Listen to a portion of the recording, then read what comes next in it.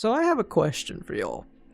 When you buy a video game, or you buy a car, or you buy a toaster, or pretty much you buy any physical thing, or even a digital thing, you spend your hard-earned money to have ownership of something. Do you own that thing? Or are you actually buying the thing that you spent your money on? Or, as some companies are now putting it, are you owning a license or a temporary use of that product, and that product can be taken away from you at any given time? Are you truly the owner of what it is that you've spent your money on? Now, I myself am of the mindset that if you spend your money on something, that belongs to you. That is your property. Now, that is your right to do with what you own whatever you wish. If you bought a copy of, I don't know, let's say Final Fantasy VII Remake or Rebirth, and you wanted to pop that into, well, not really pop into your PC, because no modern PCs have CD or DVD-ROM drives these days, but you bought it on Steam or on GOG or something, or even on Epic Games Store, if you're someone who bought it off there. You should have every right to do with that copy of Final Fantasy VII Rebirth as you wish. Mod it to hell and back. Now, in a recent case, the Oblivion remaster, I don't know if that's changed by now, but I remember when it came out, a lot of people were very angry about the fact that there was some sort of thing in its terms of service and in the anti-cheat that apparently, I don't know why a single-player game has to have an anti-cheat in it, but that's beside the point. The thing is that there was some kind of thing in the terms of service for the Oblivion remaster explaining about cheating in the game and using some kind of mods to cheat in the game, which, again, for a single-player game, you should have every right to cheat in that game however you wish. The only person whose experience is being affected by cheating or modding of a single-player game is you, the player. You, the person who's the only person engaging with this, because this isn't a cooperative game or a multiplayer game, it's just single-player. So a lot of people were rightfully upset about the fact that this could affect people's ability to mod the Oblivion remaster. Now, knowing Bethesda, and knowing the fact that mods are the lifeblood of their single-player games, I know something like Fallout 76 can't really be modded because it's multiplayer, and I understand something like that not having mod support, but for all their single-player titles, mods are the lifeblood for these games. Games like Oblivion or Skyrim or Fallout New Vegas have maintained relevance all these years thanks to their huge modding abilities. Hell, Call of Duty Black Ops 3, a game by Activision, when all of a sudden Activision and Treyarch made the decision to open Black Ops 3 on PC to mod support, and even gave modders the tools they need to make custom content for Black Ops 3, that is one of the biggest reasons why Black Ops 3 is still a very popular Call of Duty long after the game release, because normally a Call of Duty tends to be a pretty throwaway game. It's popular for like a year or two, and then it just gets thrown into the bin, and then moving on to the next Call of Duty. But gamers can't really move past Black Ops 3. The genie's been let out of the lamp. You know, you can't put it back in the lamp, well, unless you make your wishes or whatever. But in this case, you open Pandora's box. You allowed the game to be mod-friendly, and of course the community is going to go wild with it. As this footage that you're seeing right now on screen for Black Ops 3, this is all modded content. You know, the guns you're seeing me use, from a mod. The map you're seeing me play on, that's a mod. The anime girl that I'm playing as, that's a mod too. All of this is mods. You know, so again, I spent my money on this video game. You know, I should have every right to do with it as I please. Which also brings me into the topic of right to repair. So, right to ownership. With right to ownership should also come a right to repair. When you buy something, like, let's say for example, a TV.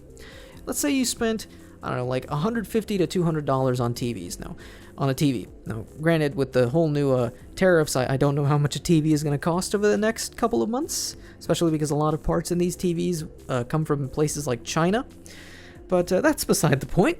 Let's just say you spent $150 to $200, maybe even $250 on a TV. Let's say it's, I don't know, like a TCL TV, because that's the brand of television that I have in my room. So we're just going to go with that brand, TCL.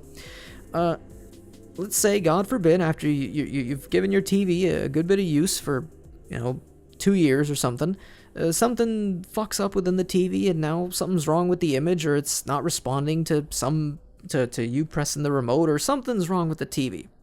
And, the first instinct for any logical human being is, I should take some tools, pry this thing open, and test out what's wrong with it. Especially if you're someone who's a PC gamer, the whole idea of fixing something, it just comes naturally.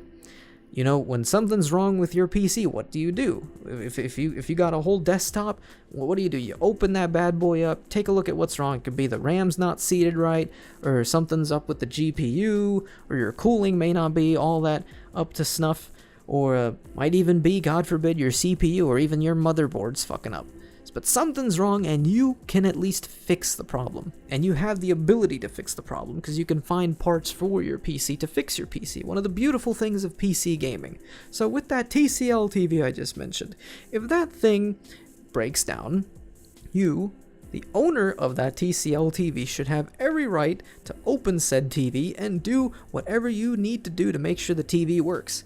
And some people have been able to fix these TVs based off spare parts they find on sites like eBay. But bear in mind, not all products are built the same. Some products are built to be disposable, even though they're not supposed to really be disposable. I remember once seeing a video long ago from, I want to say it was a Vice video, about some farmers in rural parts of the United States. I think it was either Iowa or Kansas. Might have been Nebraska too. One of those rural farm states in like the middle of the US. So the farmers have had their equipment. They had their John Deere tractors and all their farming equipment. I think in particular it was John Deere. It was the new equipment. So the farmers go to use their equipment, obviously, because that's how they gotta handle their crops, how they handle their fields, and how they run basically what's their business, what's their livelihoods. And if you don't have the tractor or your farm equipment working properly, that hurts your livelihood.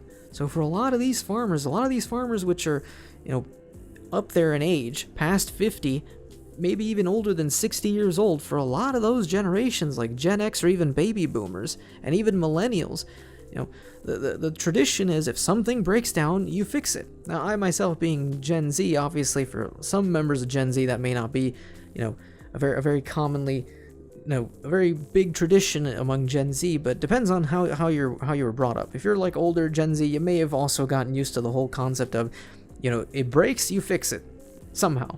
And if you can't fix it, well, then if you run out of ideas, then you buy something new. But for a lot of these products, a lot of those modern farm equipments that those farmers were using, with all their fancy gizmos and tech and was GPS nonsense to be able to tell you the best conditions to plow the fields and all that shit. At some point, when the farm equipment breaks down, their instinct is open this thing up and try and fix it. But unfortunately, a lot of them have learned that John Deere doesn't like that. They want you to send it to a John Deere dealership, an officially licensed John Deere dealership or repair center or whatever, and get it fixed through them, and they can charge you up the ass for doing that. Instead of having you, the owner of that vehicle, of that piece of equipment, repair your own piece of equipment with your own tools, with your own money, and saving hundreds of thousands of dollars by not having to send it to an officially licensed John Deere supplier. But the thing is that the whole issue of right to repair is something that we should be taking seriously as a nation, and we should be taking seriously just in general. I will never understand corporations that have this very, and I've mentioned before, this is quite late stage capitalism bullshit. Now, I'm not the biggest fan of capitalism myself, but I do agree that it needs to exist in some capacity, because it does create competition, and competition is necessary for innovation to happen. Obviously, I also say that capitalism doesn't belong in every industry that exists, but in industries such as consumer goods, or things such as equipment that you need for farming, or transportation such as vehicles, things like these, or kitchenwares or something like that. Things like these that you that there's room for huge improvement on, and there's always room to improve on these things, is something where capitalism does belong. Unfortunately, capitalism likes to, when you give it an inch, it likes to take a mile. And in this case, we're giving it an inch, we're letting you run your business however you wish to run it, no interference. Unfortunately, when you give them that inch, they take a mile. And their mile is, oh, well, we're selling you a license to use this vehicle or this piece of equipment, but you don't have a right to repair it with your own tools and your own spare parts that you found on eBay or something. No. You have to bring that to one of our official dealers or repair spots so we can crack it open and do stuff with it. Because the technology is very sensitive inside. And I do recall in the video that I watched, some of these farmers were trying to figure out how to actually hack the computers of these vehicles in order to be able to do their repairs. Because once you've hacked the computer for some of these vehicles, you can then start repairing things however you wish. Which, again, just brings us back to the whole issue that these farmers have had. Their older equipment, a lot of really old farm equipment from like the 1950s, 60s, 70s, or even the 80s, a lot of that equipment still works quite well to this day. And you can replace it, the broken parts inside of it, with spare parts that you find, or you can even sometimes, if you're really ballsy, you can make your own parts. That's a little bit more work than is necessary, instead of just simply buying the spare parts off the internet. But you can do that. I mean, if you look at, for example, I'm not trying to say that this is an example that we should live up to, but just an example of kind of what right to repair essentially is, and right to ownership. For example, a place like Cuba. In Cuba, there's no such thing as modern vehicles much on the road. There may be a modern car here and there, but if you've seen images of what Cuba looks like, particularly Havana, Cuba, you'll see cars from like the 1940s and 50s still driving around as a consequence of the communist regime that's been in power for decades, and also the US embargo on the island. The cars that Cubans have access to are very old, but despite their age, a lot of those vehicles, if something breaks down, the Cubans just find a way to fix the problem and get the car working normally again. For another example I can think of is Russians with the Lada, the really old Ladas. If the Lada breaks down, what Russians would just do is lift the hood up and begin fixing the internal parts of the vehicle, and it's back. It's good as new again. You don't have to buy another vehicle again. I'm not trying to say that something like communism is fucking amazing and we should immediately switch to it. Fuck no, that's a horrible idea for a myriad of reasons. I may be a lefty myself, but I don't agree with the commies on everything. But I do agree with this mindset of, if you buy something, even in a communist society, if you buy something, you are the owner of that thing.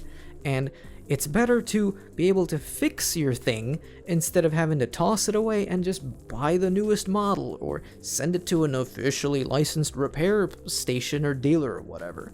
Because again, if a communist country, well, not really, well, obviously when I say Russia, I'm talking about Soviet Russia, not modern Russia, and the old Ladas in particular. I don't know about the new Ladas, but the old Ladas, from what I remember hearing, a lot of Russians love the old Ladas because they're very easy to repair and they're basically like tanks. They can take an insane amount of abuse, and if something breaks, just replace it with something else. It'll work. Everything is compatible. A lot of these communist states, if they manufactured their own things, they were built to last, and if something breaks down, they were designed to where you could fix it.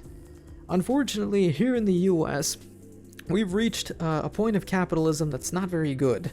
And like I said, late stage capitalism, where a company manufactures something, but not with the intention of allowing you, the owner, to fix the thing if it breaks down. No. They manufacture something with the intention of going bad, and then forcing you to have to buy the newest model. This kind of also explains why, if you have a cell phone, for example, a smartphone, if you ever noticed on something like iPhones, for example, or even Android phones, as you've updated your phone over the years, your phone starts getting really slow, and then apps just don't want to work with your phone because it's using an old version of the phone's operating system, and it wants the newest version of iOS or whatever, or even the newest version of Android. I know on Android that's not so much the case. Android has been pretty good on allowing you to use modern apps with old operating systems. I mean, if you're using like a Samsung Galaxy from like the early 2010s, then yeah, I think it's probably time for an upgrade by now. especially once they don't connect to modern cell towers on like 5G networks. But that aside, if it's a good, reliable phone and it does everything that you need it to do, especially if you're someone of an older generation, who a lot of those older generations were taught the meaning of right to ownership and right to repair. If something breaks down, you fix it. I remember my PS3, for example, my PlayStation 3, an older model PS3. I was having some issues with the console. So what did I do? As any American should rightfully have the right to do, I opened up my PS3. I unscrewed. I mean, obviously it's long past its warranty, but I unscrewed the different screws on it, and I pried it open. Did everything I did. Tried to bring it up to speed. Repasted it. Sealed everything back up, and then got it to work again normally. For a couple of days, I may have screwed something up, because then after I jailbroke my PS3 and modded it a bit, and modded the way the fan works, I don't know what I did exactly. It basically doesn't register Bluetooth or Wi-Fi or even internet, even if I plug it in via an Ethernet cable, so I don't really know what's wrong with it at this point. I'm probably just going to end up selling it for parts. But no, I made an effort to fix my PS3. And it feels really good to be able to fix something. I don't know if I've heard a lot of people say that, and I'm not trying to bash the ladies watching this. Gentlemen, I don't know if you ever heard the stereotype of, as a man, you feel really good when you fix something, even if people are telling you you can't fix the thing.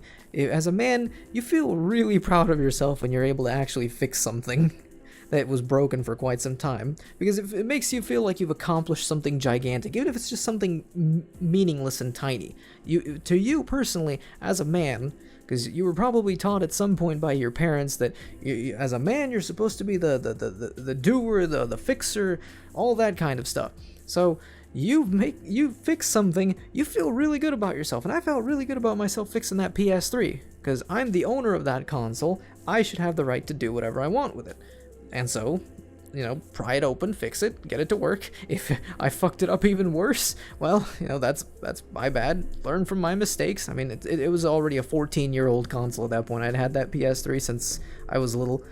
So I mean, it was obviously, once the console reaches teenage years, teenage years for a console is like teenage years for a dog.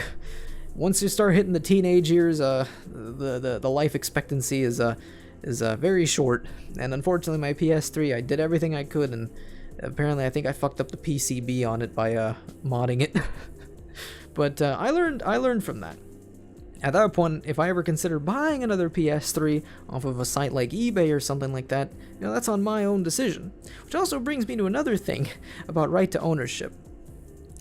For example, this is an old example, but everyone remembers when the Xbox One, when that came out, and they were saying that, oh, well, on the Xbox One, we're going to have whatever game you buy, you can't buy used games on that Xbox One. No. Each game will have its own unique key specific to that specific console that it was first played on. A very stupid DRM system.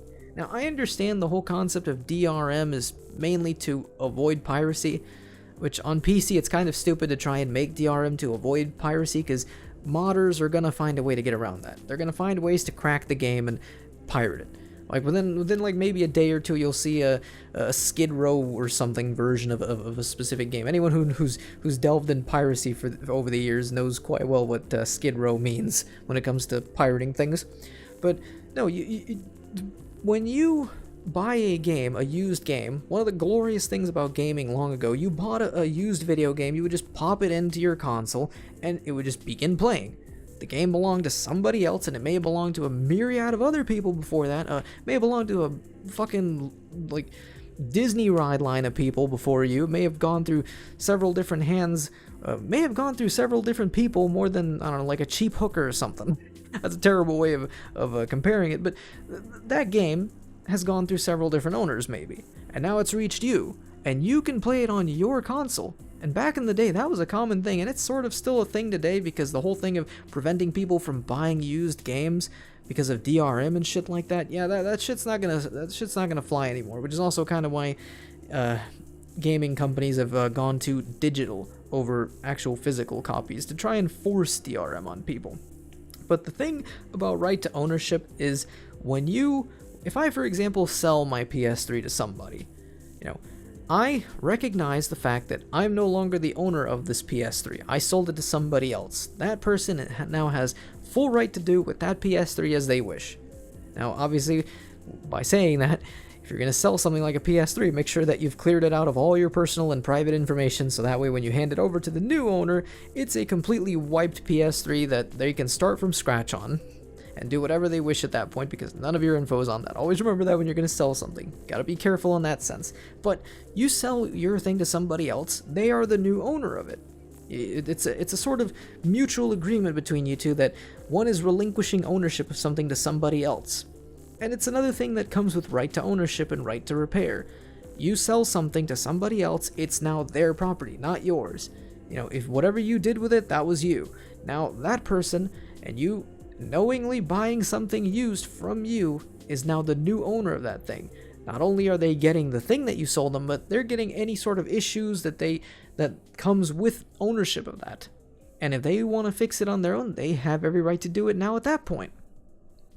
You see, the whole idea of if something breaks, you fix it, is something that should be commonplace. It's something that we should accept, such as, the sky being blue, or there being 24 hours in a day, or there being 12 months in well, if you're using the Gregorian calendar, then there's 12 months in a year. But it's things that we as a society should, accept as like a common thing. You breathe oxygen, we accept that. There's 24 hours in a day. The sky is blue. The earth is round. You buy something, that is your property. And your property, you should be able to do with your property as you wish. And if your property gets damaged, you should have every right to fix your property as you wish. And no company should tell you, oh no, you have a license, or you need to take it to an official place where we sponsor it so we can fix it and charge you up the ass for it.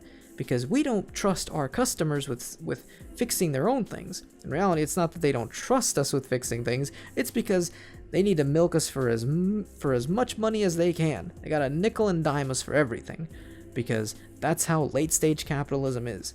Capitalism is just simply, you sell your product to somebody, and they're the owner of that product now, and they can do as they wish with that. Late-stage capitalism is, you're not actually selling the product to somebody, you are selling a license or an agreement to the usage of that product. And if anything happens to that product, the person who bought the license or the agreement or whatever can't even fix the product themselves. No, they gotta take the product back to you, the person who sold that thing to them, so you can fix it yourself with your own small group of people who fix these specific things, never allowing the customer to fully take advantage of their purchase. Essentially, it's almost as if it's basically as if they never purchased the product. They just gave you some money and you gave them something, but they essentially, the whole idea of the mutual agreement of passing the torch of ownership to someone is just gone at that point. When it comes to this late stage capitalism tactic of no right to ownership or right to repair, that whole thing is gone. It's no longer their property, it's still your property. It's as if you never sold it, but you're bamboozling somebody because you still took their money, and you're scummily enough, if that's even, I don't even know if scummily is even, basically scumbaggy enough, you took their money and told them, yes, you have purchased this thing. But in reality, you yourself, being the late stage capitalist scumbag that you are, know very well that you didn't sell them anything, you just basically sold them a lie. That they are the proud owner of this thing, when in reality, the terms of service that you made them agree to isn't actually giving them the right to do whatever they want with that product. Which that in itself is something that I wholeheartedly agree with people like United States Secretary of Defense Pete Hegseth, which I have my own problems with Hegseth himself. But I agree with the whole recent article that I read where he's trying to get the United States military to no longer have these whole clauses under under their agreements with defense contractors that our own military can't even fix their own equipment or their own weapons or anything, because these things come from defense contractors. And the defense contractors put clauses in their contracts that state, oh, if that M4 that you're using breaks down, or the Humvee that you're using breaks down, yeah, you can't fix that. You just take it back to us, or just keep it or dispose of it or whatever. We'll send you another one. You just gotta pay us more money again. It keeps this unnecessary wastefulness going. And I do agree with Hegseth. Again, as much as I disagree with him, I do agree with him on this point. You know, our military should have every right, as any other consumer of anything in this world, they should have the right to fix their own stuff. They shouldn't have to just dispose of something for the sake of disposing it because the contractors put an idiotic clause in their agreement saying, oh, you don't have full ownership of that. That's our property. Then why the fuck are you selling it? Why are you selling, you know, a lie? The lie of ownership, you know, if nobody's actually owning that. If you're selling our military equipment, then that is now the military's equipment, not the defense contractor's equipment. You know, that's not Lockheed Martin or Northrop Grumman's equipment anymore. That is our military's equipment now. You know, they should have every right to do with that equipment as they wish. You know, that's what our tax dollars are being used for when it comes to the Defense Department. But again, the whole idea of this unnecessary wastefulness is one of those things that I've always said is one of my hatreds of late-stage capitalism, and why I genuinely believe that something that, as I've said, the left and the right can mutually agree on, right to ownership and right to repair, is something that needs to be protected here in the United States and around the world. Because, again, you spend your money on something, you are the owner of that thing you just spent money on. You know, you buy a Big Mac at McDonald's, you are now the proud owner of a Big Mac. If you want to down that thing in like a minute, in less than a minute, be my guest, because you are the owner of that Big Mac. If you want to do like that one guy did and kept a McDonald's cheeseburger in his pocket since the 80s, and it's still somehow preserved after all these years, it's kind of terrifying to think about. That should have actually molded and rotted away, but again, I don't know what the hell McDonald's puts in their food. But say if you want to do that, you have every right to do that because you are the owner of that cheeseburger. You know, you spend your money to get this specific product, you are the proud owner of that thing. You should be able to do with it as you wish. And this is something that should be protected here in the United States by our laws, by our legal system, and around the world as well. Anyways, thank you for watching this lovely rant or ramble, and I will see y'all next time. Peace.